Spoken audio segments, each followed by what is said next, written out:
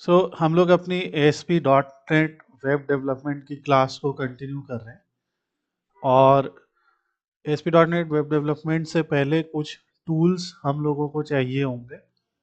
उन टूल्स को कैसे इंस्टॉल करना है इसके ऊपर एक सिंपल सा आज हम लोग डिस्कशन करेंगे। और इवन अगर आपने उन टूल्स को इंस्टॉल कर लिया तो जस्ट आप मेक श्योर कीजिए कि जहाँ तक हम लोगों का सेटअप है वहाँ तक आप सभी का सेटअप आ गया है। सो सबसे पहली चीज़ जो हम लोगों को चाहिए होगी वो है ऑब्वियसली विजुअल स्टूडियो। और आपके पास चाहे विजुअल स्टूडियो 2022 हो या 2019 हो, जो भी हो आप विजुअल स्टूडियो को इंस्टॉल कर लीजिए। दूसरा जो चीज़ चाहिए होगा आपको वो है SQL server management studio. SQL server management studio के भी कई वर्जन्स हैं, बट हम लोगों ने जो अभी कर रखा है वो वर्जन 19.0.1 है। तो जो भी वर्जन आपको सूट करता है वो वर्जन आप इंस्टॉल कर लीजिए और इसी के साथ में आगे बढ़ेंगे।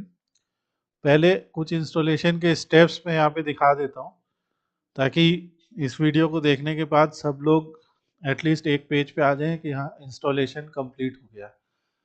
तो एसक्यूएल सर्वर मैनेजमेंट स्टूडियो को इंस्टॉल करने के लिए आपको माइक्रोसॉफ्ट एसक्यूएल सर्वर एक्सप्रेस पहले इसको डाउनलोड करना। माइक्रोसॉफ्ट एसक्यूएल सर्वर एक्सप्रेस जो है वो आप जब इस लिंक पे क्लिक करेंगे तो यहाँ पे आपको माइक्रोसॉफ्ट एसक्यूएल सर्वर एक्सप्रेस 2019 जो है वो मिलेगा। और एसक्यूएल सर्वर एक्सप्रेस 2019 आप यहाँ से सीधे डाउनलोड कर लीजिए। जब आप डाउनलोड करेंगे तो डाउनलोड करने के बाद अब हम लोग थोड़े स्टेप्स देख लेते हैं, इनको आप फॉलो कीजिएगा। और तो पहला काम है, यहाँ से हमने डाउनलोड कर लिया, एक सिंपल इंस्टॉलेशन फाइल है। तो ये एक एप्लीकेशन फाइल आपके डाउनलोड्स में आ जाएगी। इसको आपको राइट क्लिक करके रन एज एडमिनिस्ट्रेटर या डबल क्लिक करके इंस्टॉल करना है। इसमें आपको different type of installation type मिलेंगे। तो उसमें बेसिक, कस्टम या डाउनलोड मीडिया जो भी आपको चाहिए तो आप बेसिक वाला सेलेक्ट कर लीजिएगा अगर आपको बहुत ज़्यादा एडवांस चीज़ें नहीं चाहिए। तो select basic installation type two install the SQL server database engine feature with built default configuration. इसको सेलेक्ट करके आगे बढ़िए। यहाँ पे आपको लाइसेंस टर्म्स कंडीशंस वगैरह सब लिखे दिखाई देंगे, वो पढ़ लीजिए। अगर आप उसको अग्री करते तो एक्सेप्ट कीजिए। इसके बाद यहाँ पे आपकी लोकेशन आएगी और फ्री स्पेस और डाउनलोड साइज वगैरह सब कुछ दिखाएगा। तो ये पहले एसक्यूएल सर्वर 2019 एक्सप्रेस एडिशन आपका, यहाँ से फिर आप इंस्टॉलेशन बिगिन कर देंगे। डाउनलोड और इंस्टॉल जब ये पूरा हो जाएगा तो उसके बाद आपके सामने ये आएगा कि इंस्टॉलेशन कंप्लीट हो गया है। यहाँ पे कनेक्शन स्ट्रिंग आएगी, वो आपको नोट कर लेनी है। कहीं पे अपने पास नोट पैड में या कहीं पे भी आप नोट कर लीजिए, नहीं भी है तो बाद में हम लोग देखेंगे। इसमें जो फीचर्स इंस्टॉल होने चाहिए वो एक्सप्रेस ENU होना चाहिए। और दूसरी चीज़ ये है कि यहाँ पे इंस्टेंस नेम जो है वो इंस्टेंस नेम भी आपको पूरा लिख लेना है कहीं पे। फीचर यहाँ पे आपका एसक्यूएल एडमिनिस्ट्रेटर करके दिया होगा, मोस्टली ये आपके कंप्यूटर का नाम होता है, बैकवर्ड स्लैश एडमिनिस्ट्रेटर होता है। तो ये पूरा सेटअप है। जब ये पूरा आपका यहाँ तक का प्रोसेस हो जाएगा, इसके बाद आपको SSMS यानी एसक्यूएल सर्वर मैनेजमेंट स्टूडियो को इंस्टॉल करना है। और SSMS जो है वो हमारा यहाँ से आप डाउनलोड कर सकते हैं। सो SSMS में भी डिफरेंट वर्जन्स हैं। अगर आपको ओल्डर वर्जन चाहिए SSMS के तो ओल्डर वर्जन के लिए ये एक ब्लॉक स्पॉट का URL है। ऑल्दो यहाँ पे जो लिंक्स हैं वो लिंक सारे हमारे माइक्रोसॉफ्ट के ही हैं, तो ये माइक्रोसॉफ्ट से डाउनलोड हो रहा है। तो ये ओल्डर वर्जन से, अगर आपको लेटेस्ट वर्जन चाहिए तो जो भी वर्जन आपको चाहिए वो आप यहाँ से ले सकते हैं। जैसे अभी 20 है, 2024 में रिलीज हुआ, 19 है, 18 है, जो भी चाहिए। तो मैं सिर्फ अपने हिसाब से बता दे रहा हूँ कि मेरे पास इस समय एसक्यूएल सर्वर एसएसएमएस का वर्जन 19 है, और जो है विजुअल स्टूडियो का वर्जन 2022 है, ओ सॉरी 2019 है। आप लोगों ने, कुछ लोगों ने 2019 किया होगा, कुछ लोगों ने 22। सो वो भी कोई बड़ी बात नहीं है, आपको सिंपली वो बस याद रखना है।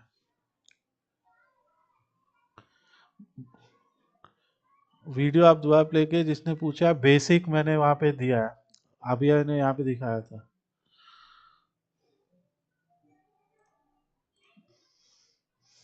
अभी आप लोग तुरंत इंस्टॉल करने नहीं बैठिए, एक बार पहले इस क्लास को हो जाने दीजिए, समझ लीजिए, उसके बाद आप इंस्टॉल कीजिएगा इसको। ये पूरा सेटअप देखना ज़रूरी है और सब याद रखना ज़रूरी है। बेसिक को चूज़ कीजिएगा। और मेनली जब आपका एसक्यूएल एक्सप्रेस इंस्टॉल हो जाएगा, उसके बाद यहाँ पे आपका सर्वर नेम जो है वो आपको वही टाइप करना है जो अभी मैंने आपको दिखाया था, कि एट द आफ्टर इंस्टॉलेशन जब ये विंडो आएगा आपके सामने, तो यहाँ पे आपको आपके कंप्यूटर का नाम बैकवर्ड स्लैश और फिर ये इंस्टेंस नेम। तो यहाँ से आपका एसक्यूएल सर्वर मैनेजमेंट स्टूडियो में आप बेसिकली क्या है, आप ये रहे कि हम अपने डेटाबेस इंजन से इस सर्वर को कनेक्ट कर रहे हैं, जो सर्वर की इंस्टेंस बनी है एसक्यूएल एक्सप्रेस को।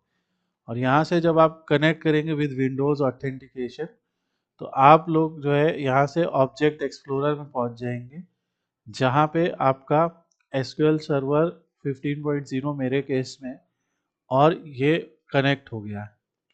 और इसके बाद में जो है, यहाँ से आप डेटाबेसेस को एक्सपेंड कर सकते हैं, और यहाँ पे हम लोग अपनी नई एप्लीकेशन का कोई डेटाबेस बनाएंगे। तो अभी हम लोग इसको भी देखेंगे कौन सा डेटाबेस हम लोग बनाते हैं, पर ये हम लोग का बाद का पार्ट रहेगा। सेकेंड चीज़ ये है कि विजुअल स्टूडियो है। अब यहाँ पे रिलेटेड एक सिंपल सी चीज़ है कि विजुअल स्टूडियो चाहे 2022 हो या 2019 हो, जो भी आपने इंस्टॉल किया है, जब आप उसे ओपन करेंगे तो आपके सामने कुछ इस टाइप की विंडो आएगी। जब आपकी इस टाइप की विंडो आ रही है, तो यहाँ पे आपको क्रिएट अ न्यू प्रोजेक्ट, इस पे क्लिक करना है। आप क्लोन भी कर सकते हैं, ओपन अ प्रोजेक्ट भी कर सकते हैं, पर अभी क्योंकि आप पहली बार करेंगे, तो आपको यहाँ से क्रिएट अ न्यू प्रोजेक्ट पे क्लिक करना है। और क्रिएट अ न्यू प्रोजेक्ट पे क्लिक करने के बाद यहाँ पे, ये मेरे केस में रिसेंट प्रोजेक्ट टेम्पलेट्स आ रहे हैं, कोई ज़रूरी नहीं आपके केस में ये आ रहा हो। तो यहाँ पे ऑल लैंग्वेजेस है, बेसिकली ये बहुत सारे टेम्पलेट्स हैं, प्रोजेक्ट टेम्पलेट्स हैं जो पहले से बने हुए हैं। तो हम लोगों को इसमें से कोई एक प्रोजेक्ट टेम्पलेट पे काम करना होगा। तो हम लोग यहाँ से सी शार्प लैंग्वेज चूज़ करेंगे। जब आप सी शार्प लैंग्वेज चूज़ करेंगे, तो आपके सामने कुछ ऑप्शंस दिखाई देंगे। तो इसके लिए मैंने एक सिंपल सा केस बनाया है, वो भी मैं आपको दिखा दे रहा हूँ। यहाँ पे मैं इसको जूम करता हूँ, बहुत इम्पोर्टेंट है, और आप लोग इसका स्क्रीनशॉट ले लीजिए, या वीडियो अभी रिकॉर्ड करके मैं अपलोड कर दूंगा तब देखिएगा। सो ये देखें, ऐसे लिखा होना चाहिए सी शार्प, और प्रोजेक्ट ऐसे लिखा होना चाहिए ASP.NET web application .NET framework.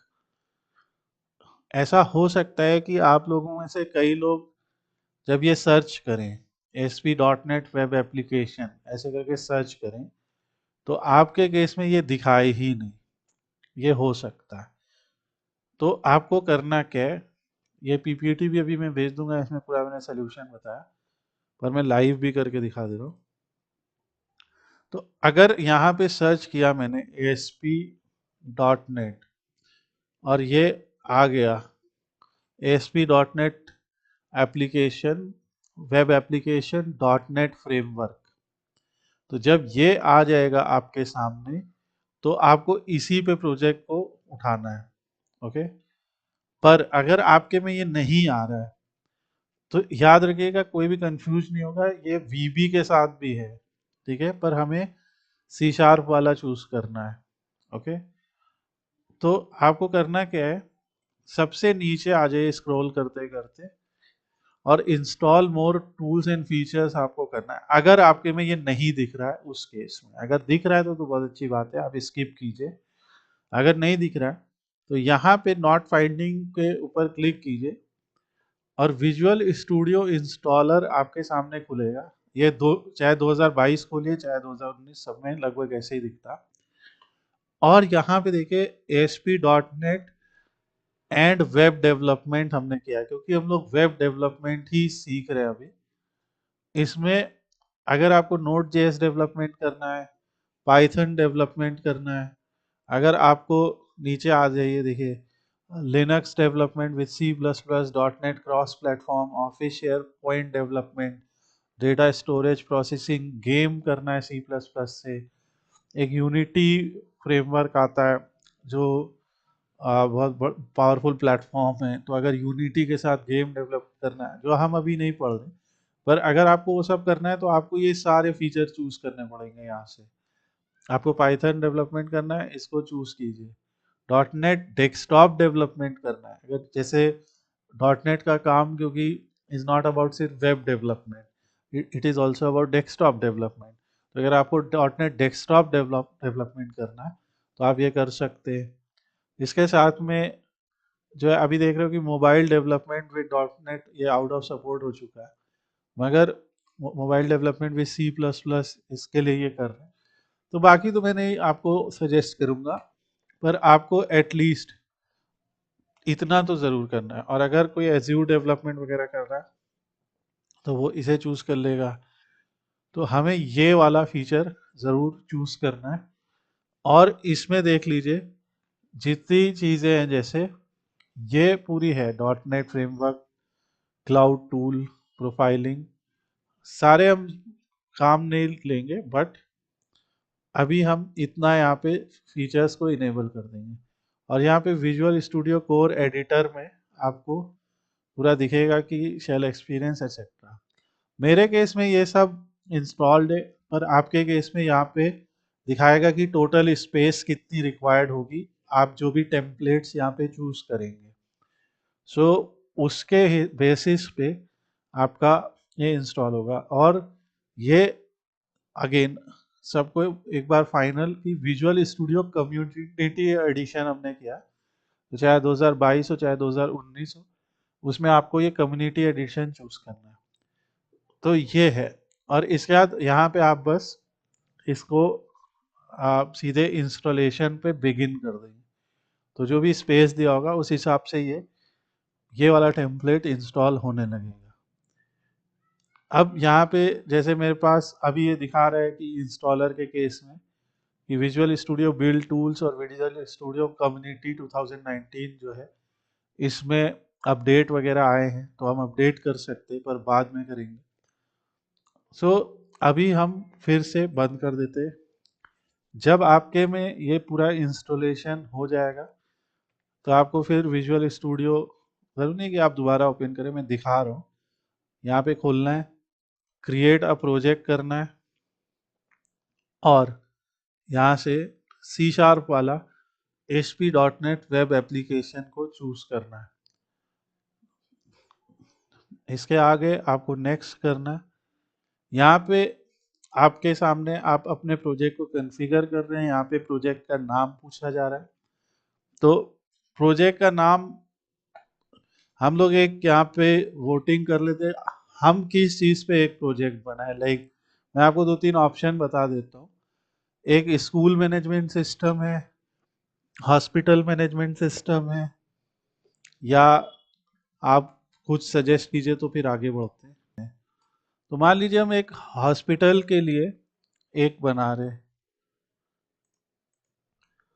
तो यहाँ पे जो वेब एप्लीकेशन हम लिख रहे हैं उसकी जगह इसका नाम हम हॉस्पिटल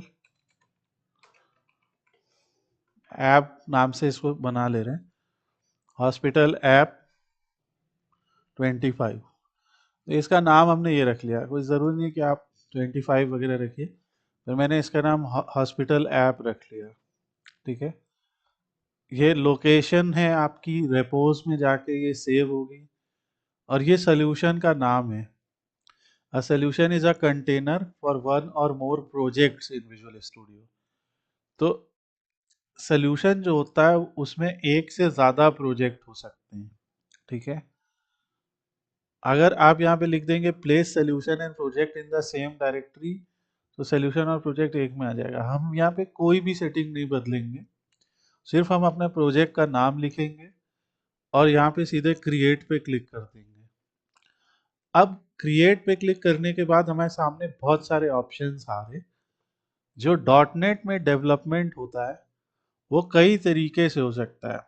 ठीक है, कई लोग MVC पे करते हैं, जैसे project template for creating ASP.NET MVC application, यानी model view and controller applications. कई लोग इसका यूज करके रेस्टफुल HTTP सर्विसेज बनाते हैं जो ब्रॉड रेंज ऑफ क्लाइंट तक पहुंच सके, जिसमें ब्राउजर्स हों या मोबाइल डिवाइसेस हों।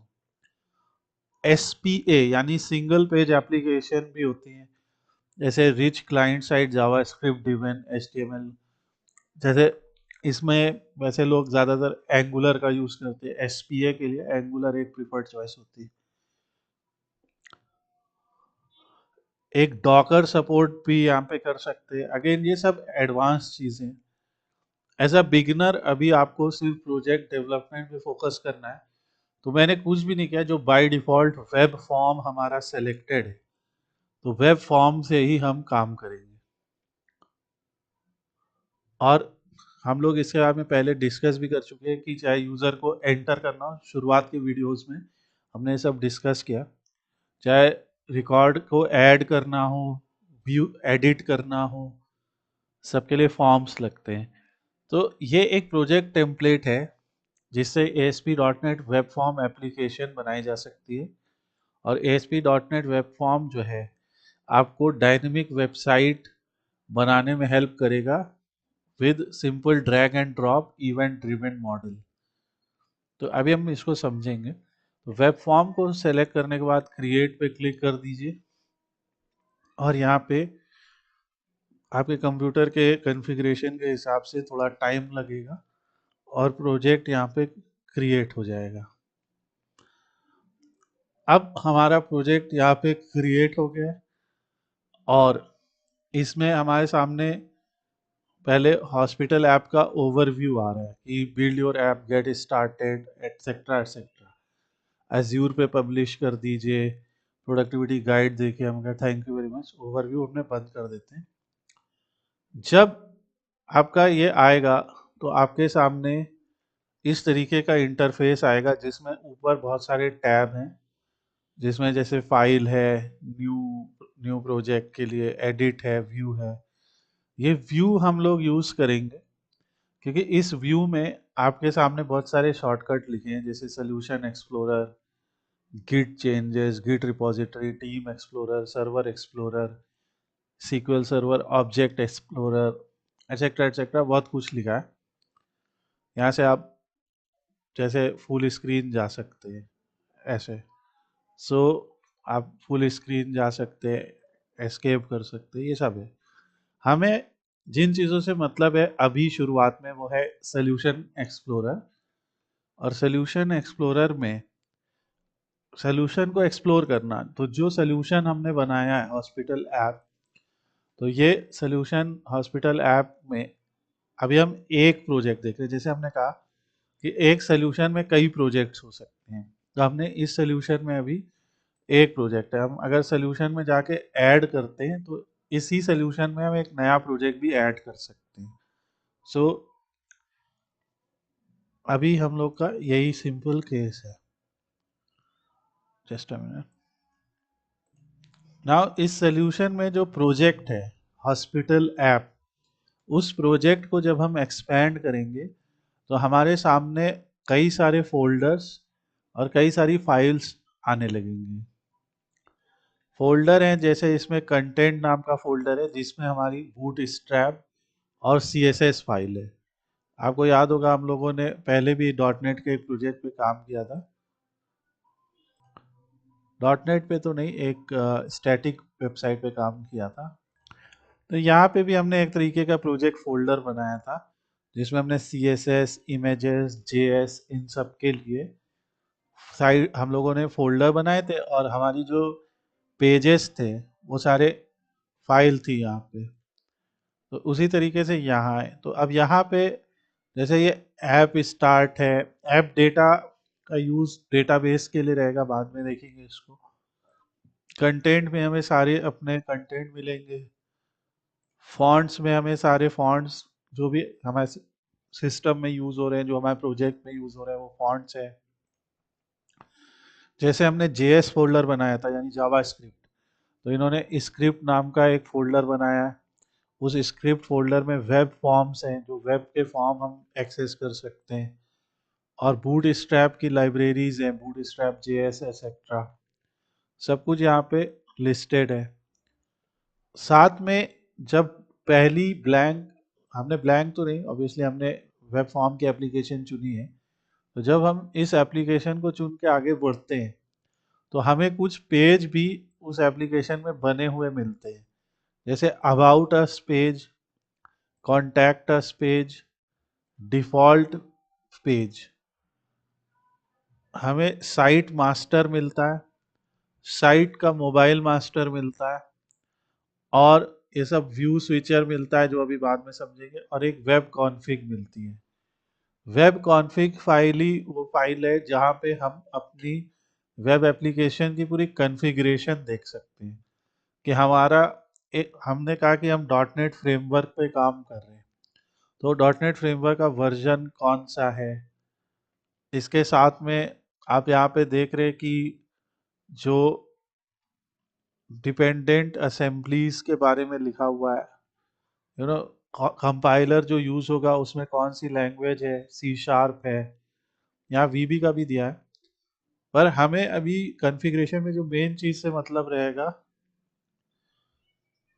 हमें जो मेन चीज से मतलब रहेगा वो रहेगा अबाउट, जब हम डेटाबेस से कनेक्ट करेंगे, तो जो हमारी कनेक्शन स्ट्रिंग है वो वेब कॉन्फ़िग में सेव होगी।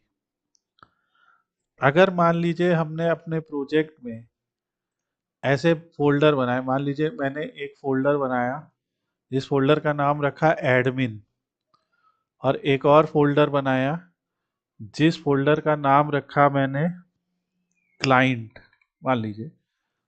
तो एडमिन वो जो हमारी कंपनी के एडमिन है, जैसे हॉस्पिटल के रेफरेंस में बात करें तो हॉस्पिटल के एडमिनिस्ट्रेटर होंगे और पेशेंट्स होंगे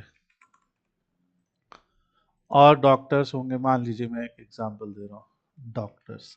तो मान लीजिए हम 3 फोल्डर बनाते हैं, तो वेब कॉन्फ़िग की मदद से हम ये भी डिफाइन कर पाते हैं कि कौन से फोल्डर को कौन एक्सेस कर सकता है। तो इसमें रोल्स हम लोग बनाते हैं। मान लीजिए एडमिन, पेशेंट और डॉक्टर 3 तरीके के रोल हैं, 3 तरीके के यूजर्स हैं। सो आप लोग के रेफरेंस के लिए ये हॉस्पिटल मैनेजमेंट सिस्टम ऐप है, वेब एप्लीकेशन है। यहाँ पे आप देख सकते हैं, आप देख रहे हैं यहाँ पेशेंट, डॉक्टर और एडमिन 3 रोल हैं। हमारे प्रोजेक्ट का फोल्डर है हॉस्पिटल मैनेजमेंट सिस्टम, ध्यान से देखिए इसको। और आज आप लोग सब लोग इसको विजिट कीजिएगा। और तो चलो, ये हमारा फोल्डर है, यानी कि अगर हम अभी अपने प्रोजेक्ट के हिसाब से बात करें, तो ये जो हॉस्पिटल ऐप हमने लिखा है, ये वही फोल्डर में हम हैं। तो इस डोमेन के ऊपर इस फोल्डर में एप्लीकेशन है। So, अब अगर मान लो मैं एडमिन में जाता हूँ, तो देखो HMIS के अंदर ये मेरा फोल्डर आ गया। ध्यान से देखेंगे इसको, तो बेसिकली HMIS वो फोल्डर जिसमें है, और इसमें एडमिन फोल्डर के अंदर है। तो एडमिन फोल्डर के अंदर एडमिन का सारा डेटा है, जहाँ से एडमिन काम कर सकता है। अगर हम बैक जाते हैं और डॉक्टर में जाते हैं, तो आप देख रहे हैं कि उसी में डॉक्टर फोल्डर के अंदर डॉक्टर का सारा डेटा है। ये एक अच्छा तरीका रहता है। इस तरीके से जो रोल्स है आपके एप्लीकेशन में, यानी जिस टाइप के यूज़र आपकी एप्लीकेशन को देखेंगे, किस टाइप के यूज़र देखेंगे, जैसे पब्लिक हुए, पब्लिक माने कि कोई भी एनोनिमस व्यक्ति, तो वो तो इसको देख सकता है। उसी जगह अगर एडमिन है, एडमिन में होते हैं जैसे जो सिस्टम एडमिनिस्ट्रेटर्स है, जो वहाँ का स्टाफ है, वो सब। और डॉक्टर्स के लिए ये है डॉक्टर। तो इस तरीके से फ़ोल्डर बना दिए जाते हैं सॉल्यूशन के अंदर, जिससे, या प्रोजेक्ट के अंदर, जिससे हम बता सकते हैं कि इन्हें कौन देख सकता है। जैसे मान लो अभी डॉक्टर लॉगिन करता है, तो मैंने यहाँ पे एडमिन का दे रखा है, तो यहाँ से आप एडमिन में जाके, एडमिन और 123 एडमिन ये आईडी पासवर्ड है, तो इसको आप यहाँ पे देखिए। तो जब आप लॉगिन करेंगे, जस्ट अ मिनट। सो अभी थोड़ी देर में मैं कुछ क्रेडेंशियल्स शेयर कर दूंगा आप लोग के साथ, ताकि आप देख सकें कि अंदर किस तरीके का इंटरफेस है अनऑल। तो ये हमारा एक पूरा वो रहेगा एप्लीकेशन। तो अभी हम लोगों को इसीलिए ये देखना रहता है, मेनली समझने की बात यह है कि जो फोल्डर्स हैं और वेब कॉन्फ़िग फाइल है वो इसीलिए काम आएगी, और इसके बहुत सारे यूजेज है, वो सब हम लोग प्रोजेक्ट के दौरान देखेंगे। अब आती है मेन बात की, जब हमें ये सोल्यूशन मिलता है तो इसमें एक default dot A S P x इस नाम से पेज है। तो ये बेसिकली ए एस पी एक्स एक्सटेंशन जो है, वहाँ पे अगर आप एक्सपेंड करेंगे तो आपके सामने दो और फाइलें खुलेंगी। इसको आप एक्सपेंड करेंगे तो इसमें एक और फाइल खुलेगी, डिफ़ॉल्ट एंड ऑल। तो हमें दिख रहा है कि अगर हमारी वेब एप्लीकेशन में एक पेज है, जैसे हम स्टैटिक वेबसाइट में जब एक पेज बना रहे थे तो वो बस एक पेज था, जैसे डॉट एच टी एम, बस एक पेज था। पर जो हमारी एप्लीकेशन है इसके अंदर एस पी डॉट नेट में, एक तो हमारा A S P X page बन के आता है, और एक A S P X dot C S page बन के आता है। तो बेसिकली जो हमारा सी शार्प है वो हम लोग यहाँ पे लिखेंगे। यहाँ पे आप देख रहे हैं कि ये सारे नेम स्पेसेस लिखे हैं कि हमारा ये पेज, इसका कोड अभी कौन कौन से यू नो नेम स्पेसेस का यूज़ कर रहा है, बेसिकली कौन कौन से मॉड्यूल्स को ये यूज़ कर रहा है। और ये जो default dot A S P X page है, ये वो पेज है जहाँ हमारे सिस्टम की डिज़ाइन होती है। ओके, तो बेसिकली हमारे सिस्टम की डिज़ाइन इस पेज में है सारी, और इसके पीछे जो सी शार्प है वो इस पेज में S P X dot C S में। ये कुछ कुछ आपको एच टी एम एल जैसा मिलता हुआ दिखाई देगा। तो यहाँ पे आप देख रहे हैं कि एक तो सबसे पहले हमें एक कोड दिया है। तो ये जो आपका लिखा है एंगुलर ब्रैकेट परसेंटेज और परसेंटेज एंगुलर ब्रैकेट, इसके अंदर इन्होंने अपना डॉट नेट का कोड लिखा हुआ है, बहुत सारे एट्रीब्यूट्स है, पर अभी हम उसको नहीं देख रहे। पर आप देखिए, हमने डिव सीखा था, हमने H1 H2 ये सब सीखा था, पैराग्राफ सीखा था, तो वो सब यहाँ पे आपको ज़रूर दिख रहा है। तो बेसिकली होता क्या है कि, और यहाँ पे इन्होंने लिखा है कि जो मास्टर पेज फाइल है वो साइट मास्टर है। तो एक सिंपल सा कंसेप्ट हम लोग यहाँ पे समझते हैं, ये पहले भी हम डिस्कस कर चुके हैं।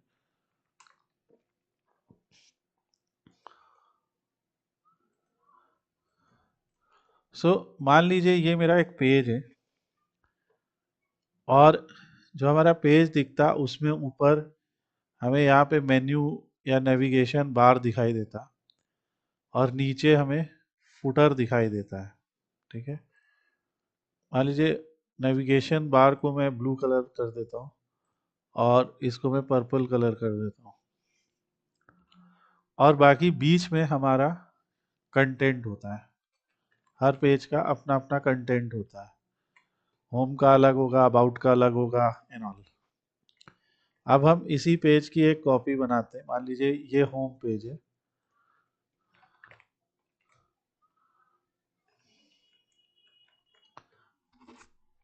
और ये अबाउट है।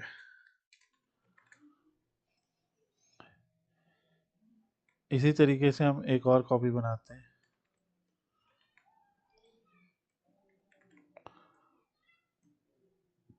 ये जो हमारा पेज है, ये मान लेते हैं कॉन्टैक्ट है। तो आप एक चीज देखेंगे कि तीनों के अंदर जो हेडर और फुटर है वो तीनों में कॉमन है। जैसे ये हेडर और ये फुटर तीनों में कॉमन है। जो चीज बदल रही है वो सिर्फ बीच का कंटेंट पार्ट है। तो जो साइट मास्टर फाइल होती है, साइट मास्टर फाइल कुछ इसी तरीके से बनाई जाती है। तो उसमें क्या किया जाता है कि हेडर को जो कॉमन है उसे साइट मास्टर में डिफाइन कर दिया जाता है, और फुटर ये एचटीएमएल कोडिंग जैसा है आपके लिए, ठीक है, सिंपली। तो साइट मास्टर में ये डिफाइन कर दिया जाता है, और फुटर में भी आपका ये फुटर यहाँ पे डिफाइन कर दिया जाता है। तो यहाँ पे जैसे ये हमारा हेडर हो गया, और ये जो हमारा फुटर है इसको भी यहाँ पे डिफाइन कर दिया जाता है। और इस तरीके की एक डायनेमिक कोडिंग कर दी जाती है कि जो भी पेज यूजर व्यू कर रहा है, जो सभी, चाहे वो होम, चाहे अबाउट, चाहे कॉन्टैक्ट, उसका कंटेंट जो है वहां से उठ के चला आए डायनेमिकली। चाहे जो सा यूजर व्यू कर रहा है उसका कंटेंट यहाँ दिखने लगे। तो इसको थोड़ा सा यहाँ पे समझते हैं। जब हमने सोल्यूशन बनाया तो देखिए, पहले साइट मास्टर को देखते हैं आज हम लोग पहले। तो साइट मास्टर में देखो आप, लिखा हुआ है मास्टर, यानी ये मास्टर पेज है। लैंग्वेज कौन सी है? सी शार्प है। ऑटो इवेंट वायर अप, ये सब हम लोग समझेंगे। इसके पीछे की जो कोड बिहाइंड है, यानी जो सी शार्प फाइल है, वो site master dot C sharp है। अगर आपको इसमें कुछ सी शार्प से करना है तो आप वहां पे कर सकते हैं। ये इनहेरिट कर रहा है हॉस्पिटल ऐप के साइट मास्टर क्लास को, ठीक है। तो साइट मास्टर को ये इनहेरिट कर रहा है। तो बेसिकली ये क्या है? वही डॉक टाइप एचटीएमएल जो हमने सीखा पहले एचटीएमएल क्लास में। HTML language is equal to English. फिर हेड सीखा हम लोगों ने। तो हमारे हेड में और इसमें बहुत ज़्यादा अंतर नहीं, सिर्फ एक जो हम लोगों ने हेड सीखा था, मान लीजिए हम लोग जो हेड सीखते थे उसमें हम लोग ऐसे लिखते थे।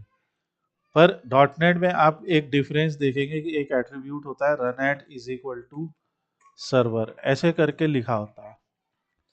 यानी कि ये स्टैटिक पार्ट है, पर रन एट सर्वर का मतलब सर्वर पे रन होगा। तो यहाँ पे हेड सर्वर पे रन होगा। फॉर्म बॉडी के अंदर सीधे एक फॉर्म दे दिया है जो कि यहाँ पे खत्म हो रहा है। तो पूरी बॉडी एक फॉर्म के अंदर है, और वो फॉर्म भी रन एट सर्वर होगा, क्योंकि ये पूरी जो हम लोग HTML करते हैं वो पूरी क्लाइंट साइड प्रोग्रामिंग है, और डॉट नेट, सी शार्प, ये सब सर्वर साइड प्रोग्रामिंग है। ये सब डायनेमिक है, HTML स्टैटिक है। तो उसको सर्वर पे रन करने के लिए ये कर रहे हैं। फिर ये कह रहे हैं कि जितनी भी स्क्रिप्ट है, जैसे बूट स्ट्रैप है, वेब फॉर्म की जावा स्क्रिप्ट है, ग्रिड व्यू जो हम आगे यूज करेंगे, ट्री व्यू जो यूज करेंगे, ये सब हम लोग आगे पर पढ़ेंगे। तो उन सब की जितनी स्क्रिप्ट है वो यहाँ पे है। अगर हम ये स्क्रिप्ट हटा देंगे यहाँ से ग्रिड व्यू की, तो ग्रिड व्यू काम करना बंद कर सकता है। अगर हम यहाँ से ट्री व्यू की हटा देंगे, वो काम करना बंद कर सकता है। तो जे क्वेरी हम लोग ला रहे, जो कि जावा स्क्रिप्ट की एक लाइब्रेरी है। बूट स्ट्रैप ला रहे। बूट स्ट्रैप, जैसा मैंने आपको बताया था, रिस्पॉन्सिव वेबसाइट बनाने के लिए काम आएगा। तो वो सब इन्होंने यहाँ पे दिया हुआ है। तो सारा का सारा बॉडी में शुरुआत में, और ये है स्क्रिप्ट मैनेजर। तो ये जो लिखा हुआ है ASP script manager run at server, ये वो टैग है जो HTML में नहीं है बल्कि डॉट नेट में, क्योंकि इसमें लिखा है ना ASP। तो जिन टैग्स के ऊपर ASP लिखा होगा वो आप समझ जाएंगे कि ASP डॉट नेट के ही टैग्स हैं वो। और जिन टैग में हम नॉर्मली देखें, जैसे फॉर्म है, बॉडी है, हेड है, लिंक href है, ये सब, तो वो सारे हमारे जो है डिफॉल्ट HTML के, ये टाइटल है। अब टाइटल भी देखो लिखा है पेज डॉट टाइटल, यानी कि जैसे अगर मान लो ये डिफॉल्ट पेज हम उठाते हैं, इसको हम लोग ओपन करते हैं और यहाँ पे ये हमारा साइट मास्टर है, ठीक है। तो डिफॉल्ट पेज में ऊपर बताया गया है कि ये टाइटल है इसका, पेज, ये दिख रहा है ना, पेज, पेज का टाइटल है। और यहाँ पे लिख रहा है कि पेज डॉट टाइटल, ठीक है। तो पेज क्लास का एट्रीब्यूट दे दिया टाइटल, लैंग्वेज, और कह दिया इसकी मास्टर पेज है साइट मास्टर। तो इधर से बता दिया कि इस पेज का टाइटल ये है, लैंग्वेज ये है, और मास्टर पेज ये वाली। और साइट मास्टर जो है, जब हम उसमें गए तो वो कह रहा है कि जो भी पेज खुलेगा उसका टाइटल आ जाएगा। तो अगर हम अबाउट या कॉन्टैक्ट पेज खोलते हैं तो कॉन्टैक्ट पेज का टाइटल है कॉन्टैक्ट, हम जैसे यहाँ पे लिख देते कॉन्टैक्ट अस, ठीक है। सो ये सब है। तो यहाँ पे हम क्या कर रहे थे, हर पेज में उसका टाइटल खुद से लिख रहे थे। जो भी पेज हम लोग पढ़ रहे थे, और आप लोग दोबारा रिवाइज भी कर सकते हैं जाके, जो भी पेज हम बना रहे थे उनके टाइटल हम उसी पेज में लिख रहे थे, ठीक है। पर ये क्या कर रहे हैं, डायनेमिकली उठा रहे हैं। तो क्योंकि इन्होंने एक ही कॉमन फाइल बना दी, इन्होंने ये नहीं कहा कि हम सारे पेज के लिए उनके हेड अलग अलग देंगे, इन्होंने सबसे हेड गायब कर दिया और सब सारे हेड को एक कॉमन जगह पे रख दिया ऐसा, और कह दिया कि तुम लोग अपने अपने टाइटल एट्रीब्यूट बताओ, हम उसको उठा के यहाँ दिखा देंगे। अगर ये सारी बातें समझ में आ रही है ठीक है, नहीं आ रही है, आई गेस कि बहुत सारी बातें नहीं समझ में आ रही हो, तो धीरे धीरे सब समझ में आएगा। और हमें बस समझना है थोड़ा सा, आज का हमारा पर्पस है सिर्फ कि इस सिस्टम को थोड़ा सा हम समझें, इस सिस्टम के साथ थोड़ा सा फेमिलियराइज हो, यही है। तो साइट मास्टर बेसिकली देखो क्या है, इसमें हेड का सारा डेटा है, यानी पूरी जित अगर हमारे एप्लीकेशन में 50 पेज होंगे तो 50 का हेड यहाँ होगा। अगर हम सब पे साइट मास्टर लगाते हैं, 50 का हेड यहाँ है, बेसिकली ये याद रखना। HTML में क्या होता था, सबका हेड सबके पास होता था, इन्होंने क्या किया है, सबका हेड एक जगह रख लिया और सबको कॉल कर रहे हैं सब, और उसको इनहेरिट करा रहे हैं। यहाँ पे स्क्रिप्ट मैनेजर से सारी स्क्रिप्ट आ रही है। फिर इन्होंने देखिए एक ऐसे लिखा है डिव क्लास नैव बार, नैव बार यानी नेविगेशन बार, नेविगेशन बार यानी मेन्यू। तो आप देखते हैं कि यहाँ पे देखो ऊपर ये फिक्स एक नेविगेशन बार दिख रहा है आपको, ये नैव बार है। मैं इसका कोड दिखाऊं, ये देखो ये रहा, लिखा है नैव बार, नैव बार, ठीक है। नैव बार मतलब नेविगेशन बार। सो ये इन्होंने हेड में ही दिया ऑब्वियसली, क्योंकि मैं चाहे होम पेज पे जाऊँ, चाहे अबाउट पेज पे जाऊँ, चाहे सर्विसेज पेज पे जाओ, इस पे तो मैंने अलग अलग दे दिया। कॉन्टैक्ट पेज पे जाओ, जैसे मैं चलो इसी एप्लीकेशन में बात करता हूँ, तो इसके मैं चाहे होम पे जाऊँ, चाहे ट्यूटोरियल पेज पे जाऊँ, चाहे कहीं जाऊँ, आप देखो कि ये हेड नहीं बदलता है, हेड सब में सेम रहता है, head is always same, okay. तो ये सारा रहता है।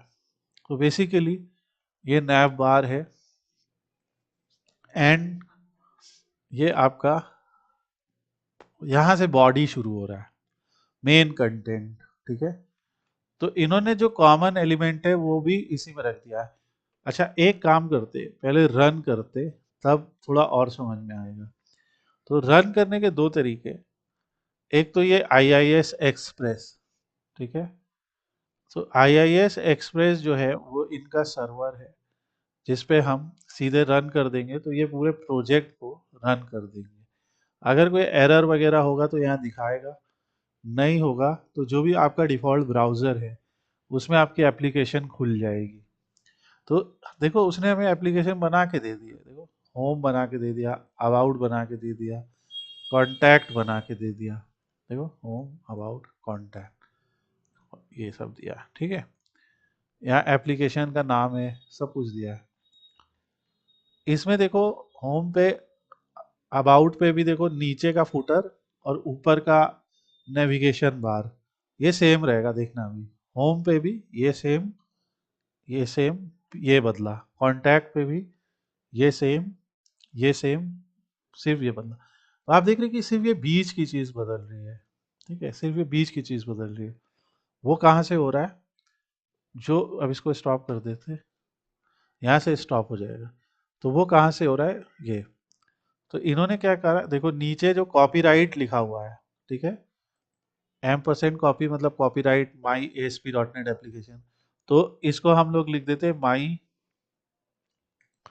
हॉस्पिटल एप्लीकेशन, ठीक है। नैव बार में यहाँ पे एप्लीकेशन नेम लिखा हुआ है, इसकी जगह हम लिख देते हैं हॉस्पिटल ऐप, ठीक है, PL हो गया, हॉस्पिटल ऐप, ठीक है, ये सब आ गया। तो फुटर पे हमने ये बदल दिया और यहाँ एप्लीकेशन नेम बदल दिया। और अब जरा डिफॉल्ट पेज पे जाके दूसरा तरीका है, आप व्यू इन ब्राउजर कर लो, ठीक है, डिजाइन पेज को आप व्यू इन ब्राउजर कर सकते हैं। तो ये देखिए यहाँ हॉस्पिटल ऐप लिख के आ गया देखो, और यहाँ पे माई हॉस्पिटल एप्लीकेशन, हमने सिर्फ एक जगह बदला ना, आप लोग बताइए, सिर्फ एक जगह बदला, कहाँ बदला, साइट मास्टर में सिर्फ एक जगह बदला, ना हमने डिफॉल्ट पे बदला, अबाउट तो हमने अभी देखा भी नहीं, कॉन्टैक्ट में भी नहीं बदला, पर देखना क्या हुआ, यहाँ भी बदल गया, यहाँ भी बदल गया, देख रहे हो, यहाँ भी बदल गया। ऐसा क्यों हुआ, क्योंकि ये साइट मास्टर ही है हमारा, जिसके अंदर हमारा नेविगेशन बार है, ये जो पूरा डिव है ये नेविगेशन बार है। नेविगेशन बार माने कि जो ये आपको मेन्यू बार ऊपर दिख रहा है, और ये रिस्पॉन्सिव है। अगर हम इंस्पेक्ट करते क्रोम में तो आप देखिए ये रिस्पॉन्सिव है। ये जो एक्सपैंड हो रहा है this is because of J query, ये सब अभी सीखेंगे। तो ये जावास्क्रिप्ट और जे क्वेरी की वजह से हो रहा है। इसको अगर हम थोड़ा सा जूम करते हैं तो ये देखिए ये पूरी एक ऐप जैसा नहीं दिख रहा है। होम पेज पे जाते हैं, होम पेज पे गायब हो गया, बढ़िया, रीलोड करते हैं, होम पेज पे इसकी कुछ तबीयत खराब हो गई, अब सही होगी। सो अब सही होगी। तो ये जो है कभी कभी जब CSS वगैरह प्रॉपरली लोड नहीं होती है या जावास्क्रिप्ट, तो ऐसा होता है। तो ये हुआ।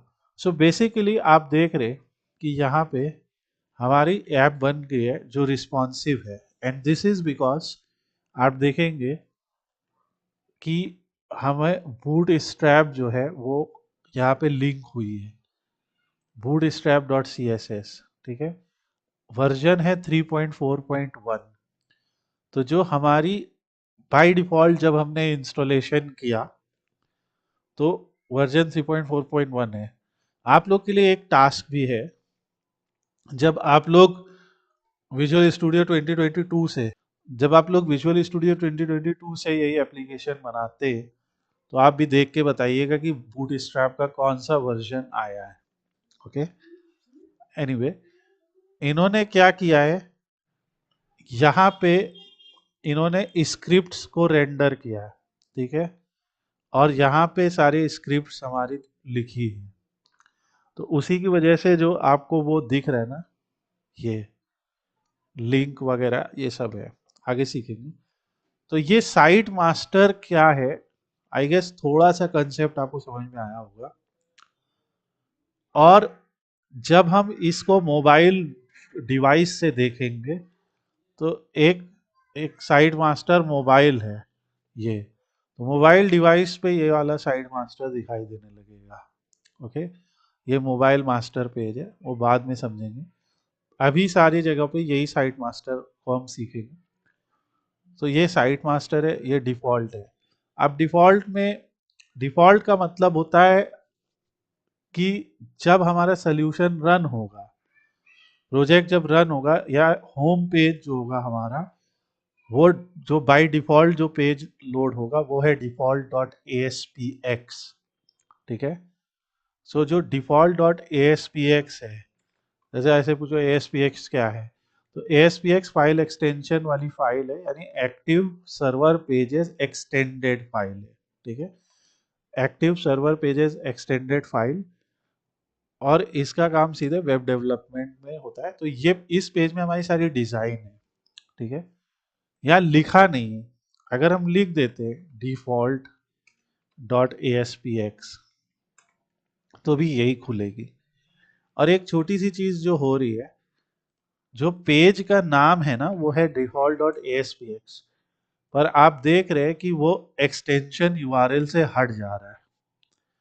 ऐसा होना अच्छी बात है, क्योंकि ये सर्च इंजन फ्रेंडली बना रहा है यूआरएल को।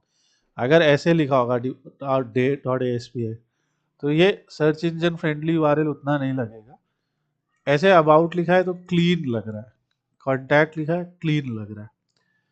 अगेन एज आई सेड, बहुत सारी बातें ऐसी है जो आपको लगेगा पता नहीं क्या बोल रहे, बहुत सारी बातें समझ में आ रही होंगी, एंड थोड़ा सा आपको होल्ड करना पड़ेगा, धीरे धीरे सब समझ में आएगा। तो ये जो डिफॉल्ट डॉट ASPX पेज है, होम पेज, यानी कि इस पे लिखा है ASP.NET, पर हमारी तो वेब एप्लीकेशन है फॉर हॉस्पिटल। तो आप यहाँ पे आज जो आप लोगों का सबका टास्क है, तो यहाँ पे जाइए, ये बिल्कुल सिंपल प्लेन HTML है। यहाँ पे हम लिख देते हॉस्पिटल ऐप, और यहाँ पे लिख देते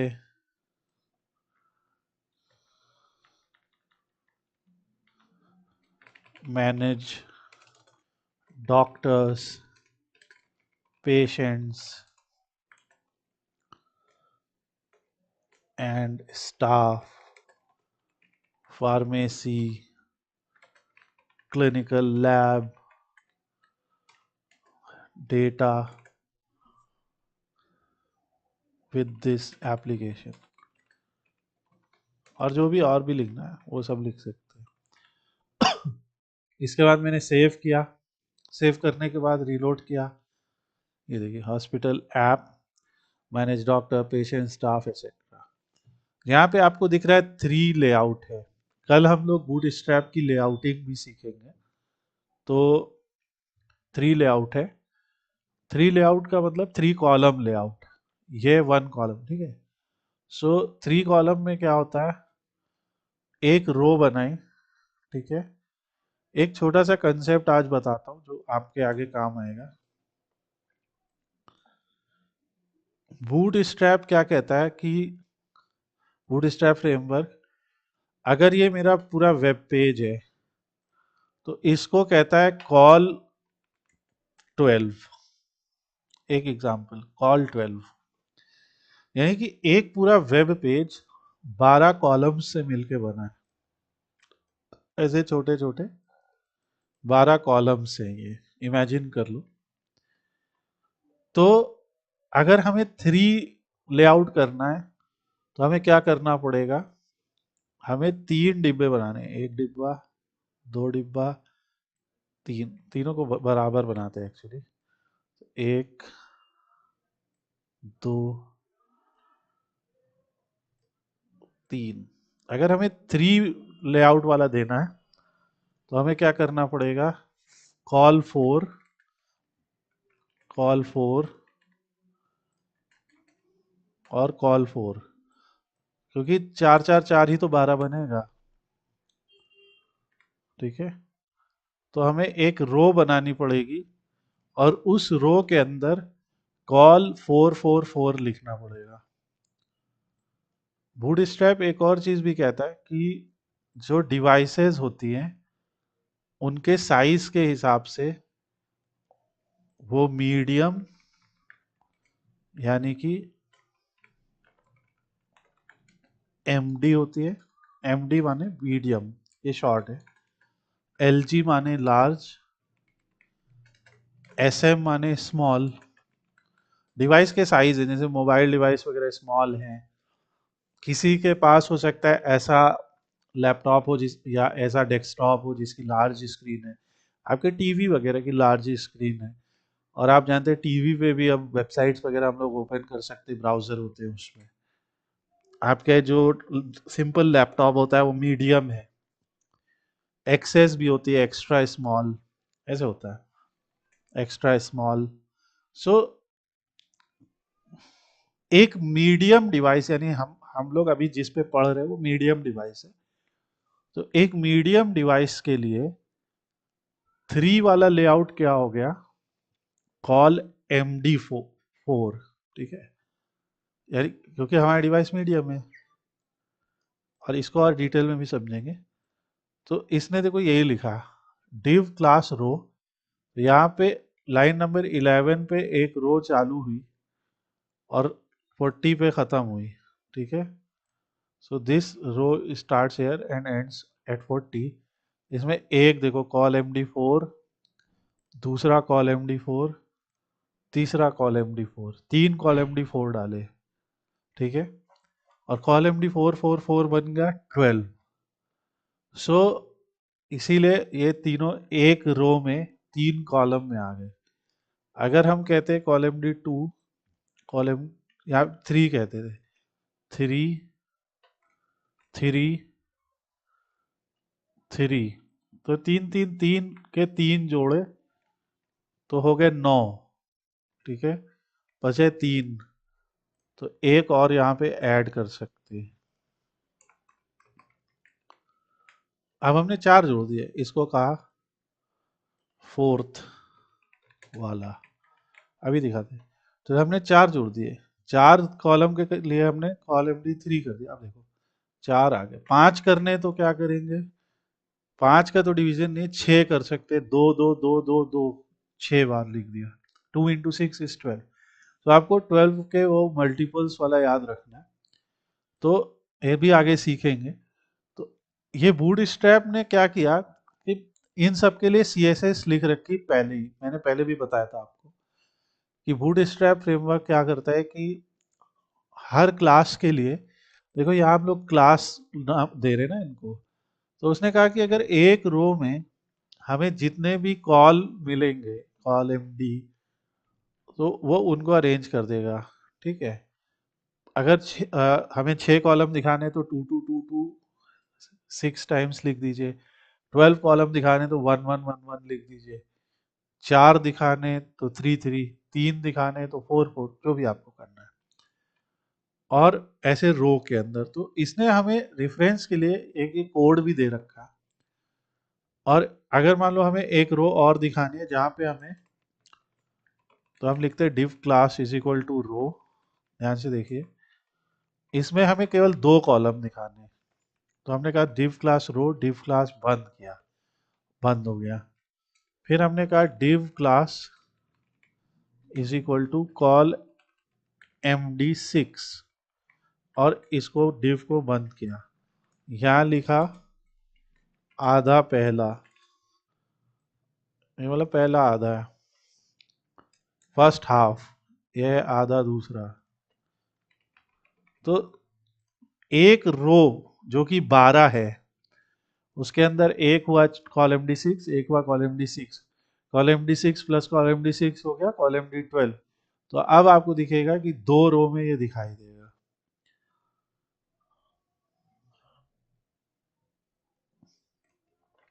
यहाँ पे, ये देखिए, आधा पहला आधा दूसरा। मैंने आपको फर्स्ट डे एक और चीज भी सिखाई थी कि एक क्लास के अलावा हम दूसरी क्लास भी दे सकते हैं। तो जैसे हमने कह दिया BG प्राइमरी, इसको कहा कि तुम्हारा बैकग्राउंड नीला हो जाए, नीला मतलब primary, you will remember from your first day class, और इसे कहा BG डेंजर, ठीक है। सो जब हमने इसको किया तो एक नीला एक लाल, ये देखिए, एक नीला एक लाल, काफी लाइट लाल है, वो बाद में हम सेट कर सकते हैं। तो पर दोनों हाफ हैं, पर जब मोबाइल व्यू में देखेंगे तो दोनों एक दूसरे के नीचे आ जाएंगे। तो मोबाइल व्यू में ये सब एक दूसरे के नीचे स्टैक हो जाते हैं, और वेब व्यू में ये सब एक दूसरे के साइड बाय साइड स्टैक हो जाते हैं। सो हम लोग इसी को आगे कंटिन्यू करते रहेंगे।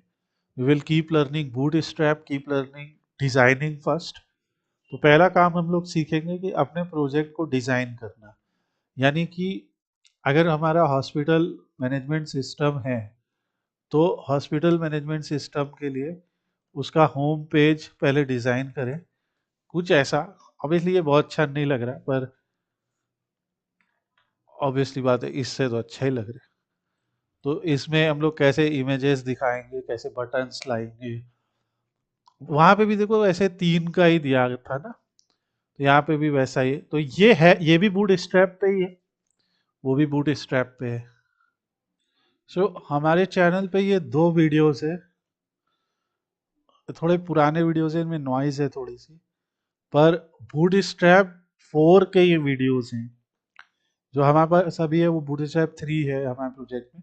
But again many of the things that you will learn here will be very much similar। तो इसको हम लोग जो है यहाँ पे, ये दोनों लिंक भी अभी मैं शेयर कर दे रहा हूँ, तो ऐसे ही आप देखिएगा जब भी टाइम मिले इसको, तो आपको एक थोड़ा सा आइडिया होगा अबाउट बूट स्ट्रैप। ठीक है। सो आप लोग आज इतना बनाइए प्रोजेक्ट, ओके, अपने एंड से। और इस प्रोजेक्ट को सिर्फ अभी आज आप लोग होम पेज के में जो कंटेंट है वो एक हॉस्पिटल ऐप के जैसा लिखने की कोशिश कीजिए।